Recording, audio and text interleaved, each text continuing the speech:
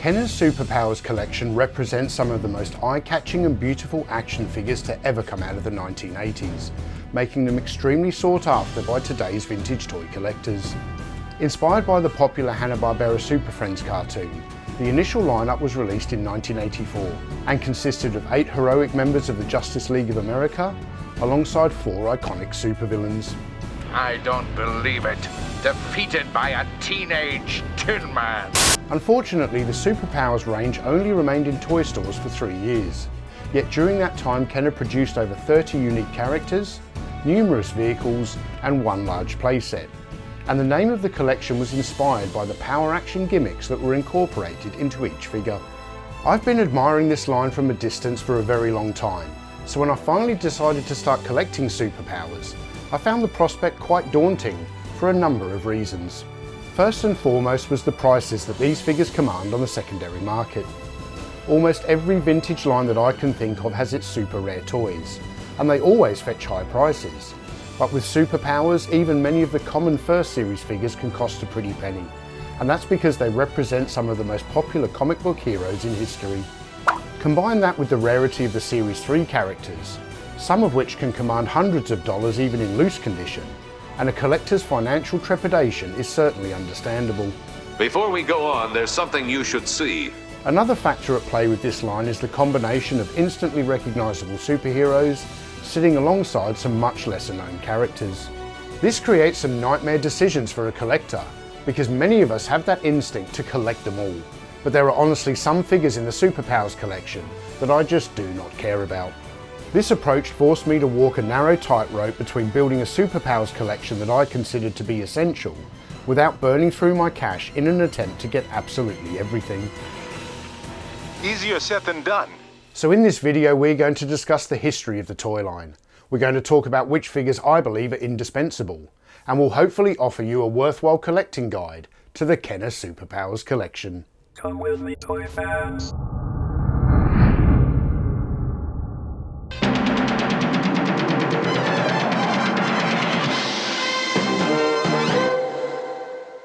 By the dawn of the 1980s, the Kenner Toy Company had become one of the most successful action figure manufacturers in the world, due in no small part to their licensing of the massively popular Star Wars brand. Yet because this toy range was tied to the trilogy of movies, Kenner was concerned that the line may see a dip in popularity if no new films were announced. So they went looking for other licenses that could potentially fill a Star Wars-sized void. The Mego Corporation had held the rights to produce toys based on both the DC Comics and Marvel Comics franchises for a full 10 years. Yet when that company went bankrupt in 1982, the licenses were finally up for grabs again. So Mattel snagged the rights to Marvel, while Kenner secured the DC license. Mattel would go on to produce the Marvel Secret Wars line, which was also introduced in 1984, and I played with many of these figures in childhood. In fact, the only superheroes I played with in 1985 were Mattel's Secret Wars, and I never even learned of the existence of the Kenner Superpowers line until much later in life. So you might be wondering why I decided to start collecting the DC figures and not the Marvel characters. Well, the answer is twofold. Firstly, the figures featured in the Kenner Superpowers collection are vastly superior in quality when compared to Mattel's Secret Wars range, and they look much better on a display shelf. Secondly, and most importantly, not all of my collecting habits are based upon nostalgia. I often collect toy lines that I never played with in childhood, simply because I appreciate their design aesthetic, and the Kenner Superpowers collection definitely ticks that box. The first wave of characters released included Hawkman, Superman, Batman and Robin, Wonder Woman, Green Lantern, Aquaman and The Flash, alongside the villains of Joker, Penguin, Lex Luthor and Brainiac. Each figure came packed in with a mini-comic, and they were all sold on brightly coloured card backs that prominently featured the now iconic Superpowers logo. In fact, if you're a mint-in-box collector, the Superpowers range offers some quite unique packaging variations for you to chase, such as the narrow card backs that were only sold in foreign countries such as Canada. Most of the figures stand approximately 4.5 inches tall, yet Kenner did go to the effort of making the height of each figure match the character that they represent. So some are either a little shorter or taller than others, and this attention to detail adds some welcome variety to the overall collection. As much as I really enjoy the displayability of these figures, they have one frustrating drawback that we need to tackle head on, and that is the action feature gimmicks. Every single Superpowers figure has a power action feature that is activated by squeezing together either their arms or their legs. Press Superman's legs together and his arms punch. Squeeze Aquaman's arms and his legs kick and swim. Hawkman's wings flap. Joker swings his hammer, and Robin does a karate chop. The problem is that these incorporated features really limit the posability of the action figures, and they are always the most easily broken part of the toy. Even though I never played with Superpowers in childhood, I know that I would have found these action features extremely frustrating, because it was these types of gimmicks that always annoyed me about the Masters of the Universe line. As a young boy, all I ever wanted was for my action figures to have the best articulation possible, and it's this disadvantage that makes the Kenner Superpowers collection a good toy line, but not an exceptional one.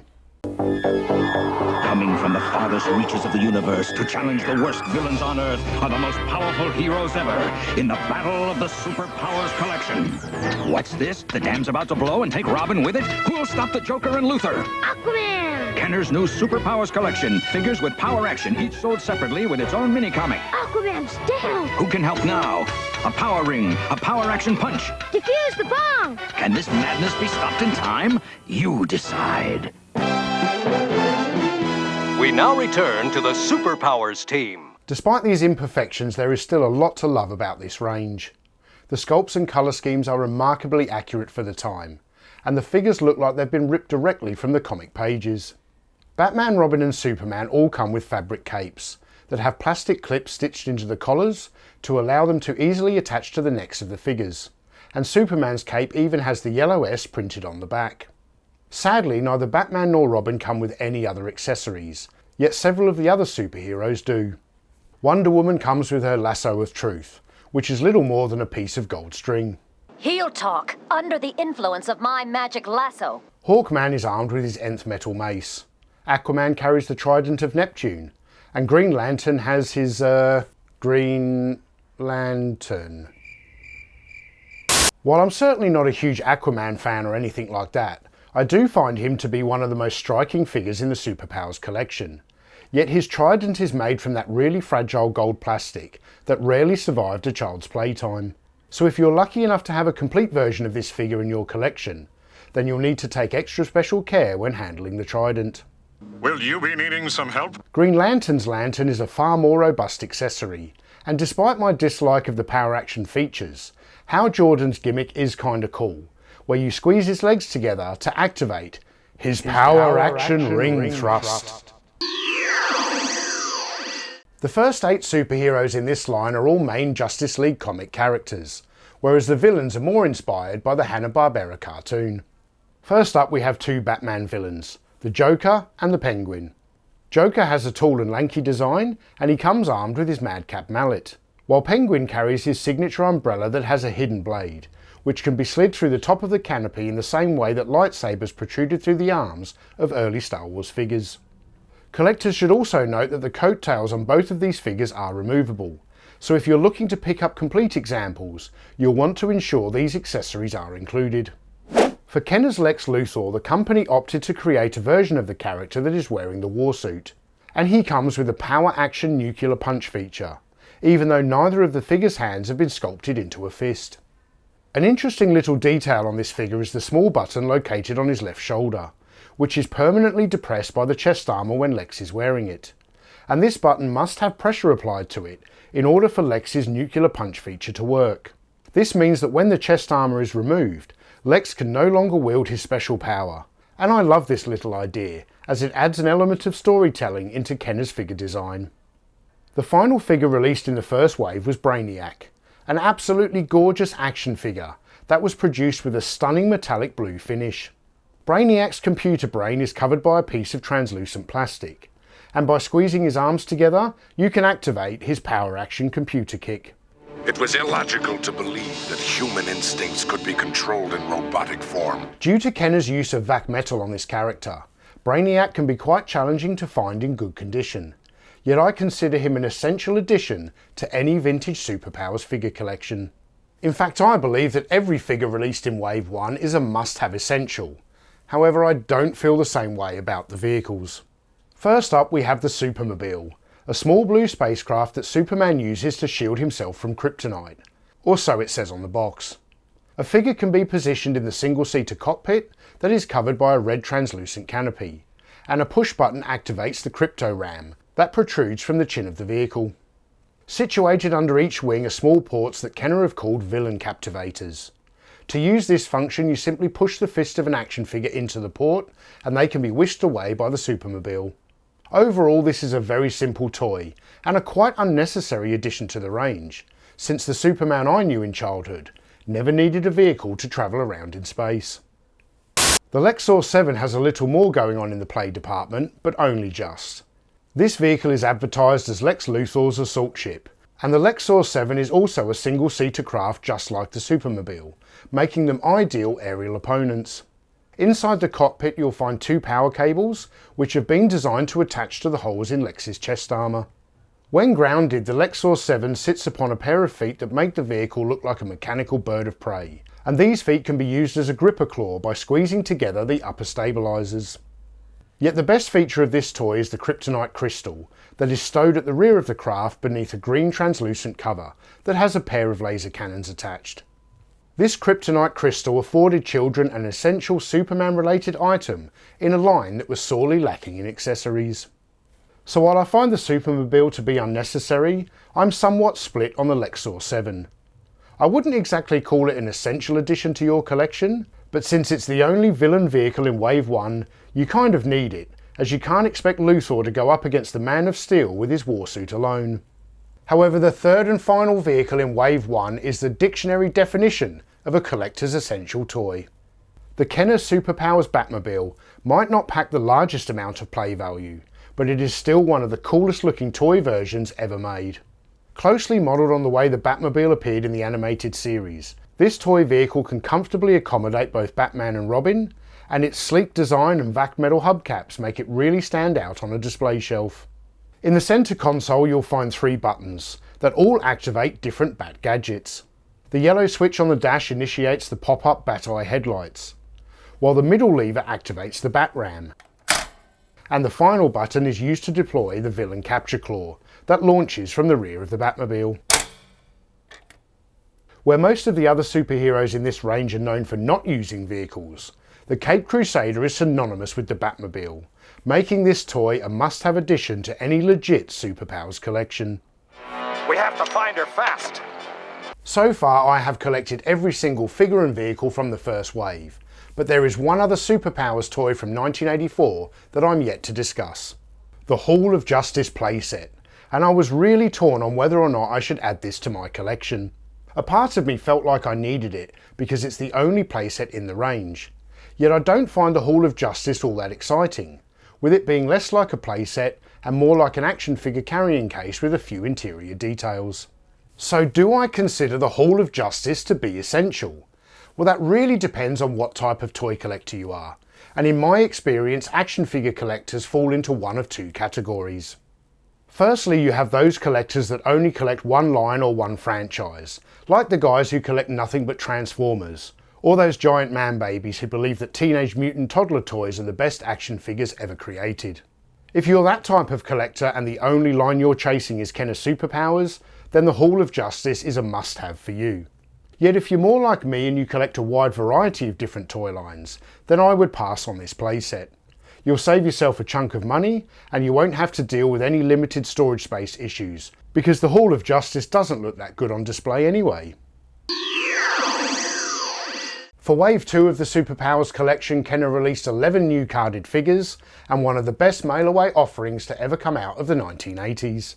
Yet this is where the take it or leave it policy really starts to apply to this line, as I only consider around half of this wave to be essential. So let's start with the indispensable hero characters. Green Arrow, Dr. Fate and Martian Manhunter are all definitely worth owning. Dr. Fate has a wonderful colour scheme and I love the sculpting of Martian Manhunter's face, whereas Green Arrow is quite probably the best figure in the entire range. Oliver Queen comes equipped with a bow and two arrows, one of which can be clipped to the side of his bow while the other is stored in his quiver. And given the fragility of these accessories, it can be extremely difficult to find this action figure in loose complete condition. It's also worth noting that the body of Green Arrow was later reused by Kenner when they produced their Robin Hood Prince of Thieves line. Another hero character released in Wave 2 was Firestorm, and despite his prominence in the cartoon, I never felt the urge to collect this guy because I just don't consider him to be an iconic DC superhero. Gotta warn the others. Wave 2 of the Superpowers collection was also very villain heavy, and there are some really welcome additions included here. First up we have Darkseid, and it was about damn time we received him, since he was the main villain in the Galactic Guardians animated series. Darkseid is the largest action figure in the range, who towers over the other characters, and rightly so. The Lord of Apocalypse also comes with 2 play features. A piece of red translucent plastic has been fitted inside the figure's head, and if you shine a light through the top, his Omega Beam eyes illuminate. Then by squeezing his legs together you can activate his Power Action Raging Motion, which resembles a wrestling gorilla press.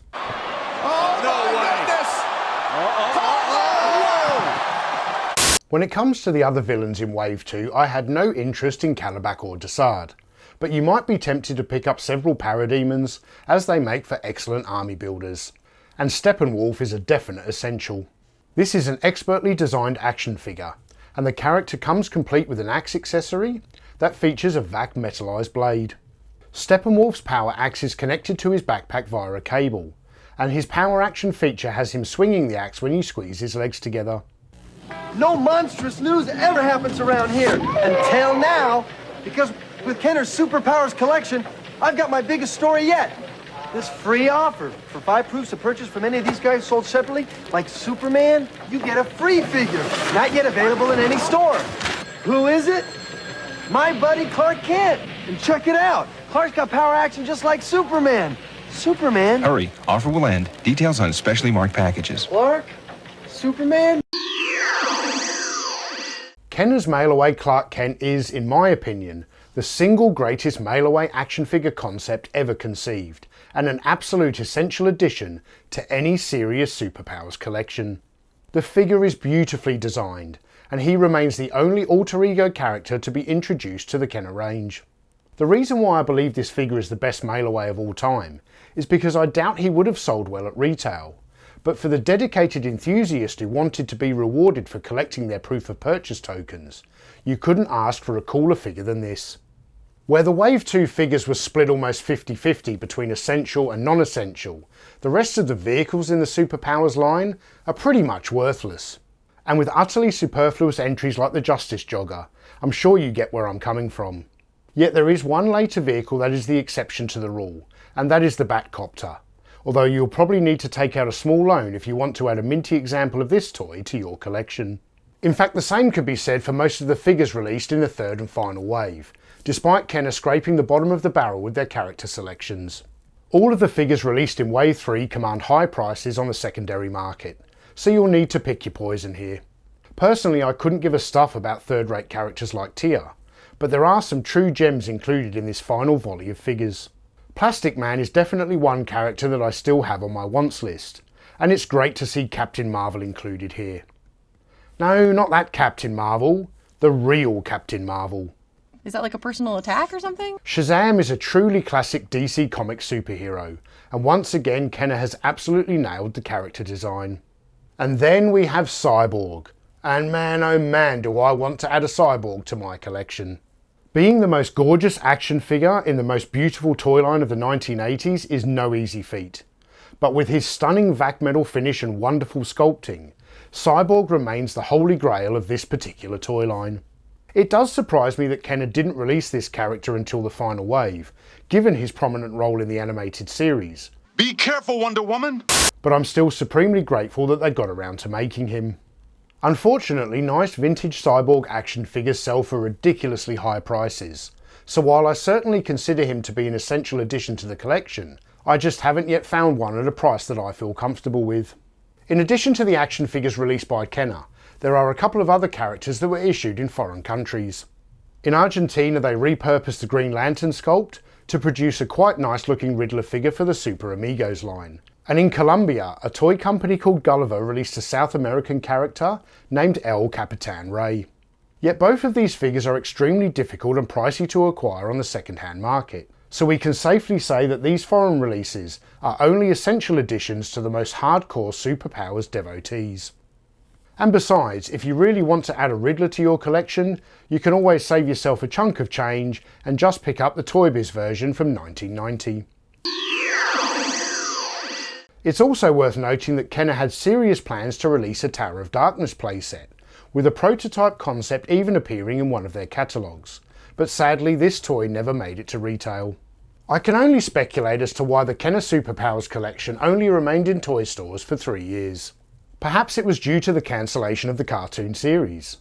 Maybe the figures didn't sell very well, or quite possibly there were just too many competing action figure lines vying for the attention of children in the mid-1980s. Whatever the case may be, I remain extremely grateful that these toys were even created. When displayed together they make for one of the most colourful action figure collections I have ever seen, and the quality of design craftsmanship is second to none. So if you're thinking about collecting this line, then I would dive in right now, because I don't see the prices going down anytime soon, and if you resist the urge to collect them all, you'll end up with a gorgeous display that isn't ruined by an ugly bastard like Calabac. Worry not, Darkseid, we cannot fail. So thank you all for watching, and if you enjoyed this video, you can click the links over here to check out some of our other vintage superhero toy content, or subscribe to the channel by clicking down here, or consider supporting us on Patreon, where you'll get access to hours of exclusive content. I'm Tony from Analog Toys, and I'll see you in the next video.